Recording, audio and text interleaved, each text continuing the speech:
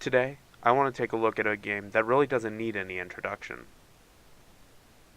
Stardew Valley. However, I want to take a look at the upcoming multiplayer functionality. In case you don't know Stardew Valley, here's a quick recap. You find yourself to be in a dead-end job, and you realize that this is the moment your grandfather mentioned to you among his passing.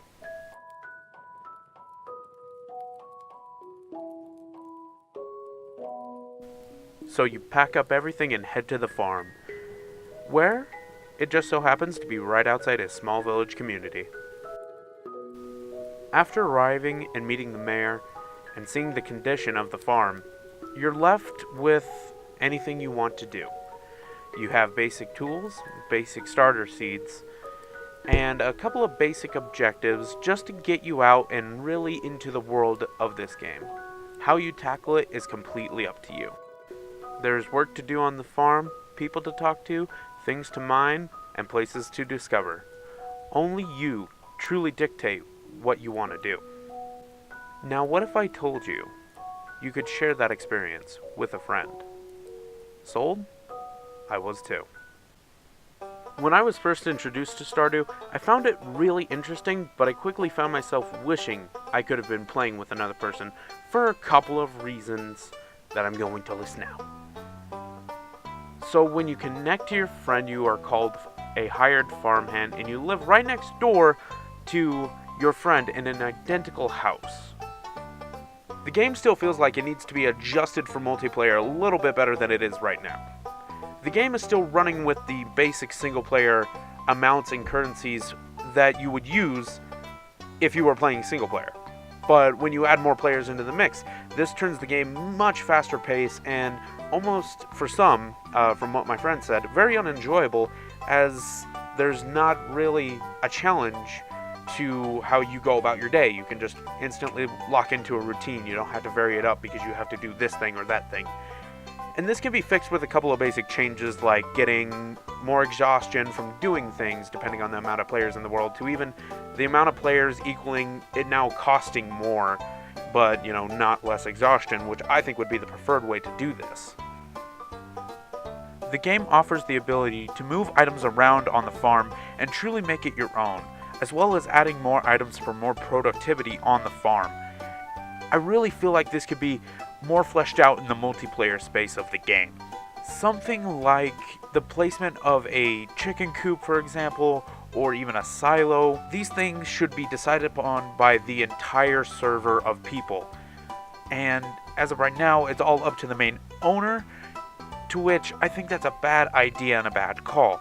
If everyone had the ability to come in and agree on the placement and adjust where they want their houses and stuff like that, we could have a true layout of how we want this farm together. And it would add a new camaraderie aspect thing to it, because if there's a dispute on the farm, that needs to be addressed and settled before we can move on with getting the silo, even if we're ready to truly have this upgrade. It may also be a good idea to not have players share the same quests. Storyline quests, both players should have to do, but if it's a sideline quest, maybe split that up and let the players decide who wants to do what, and just have that continuous income kind of flowing into the bank.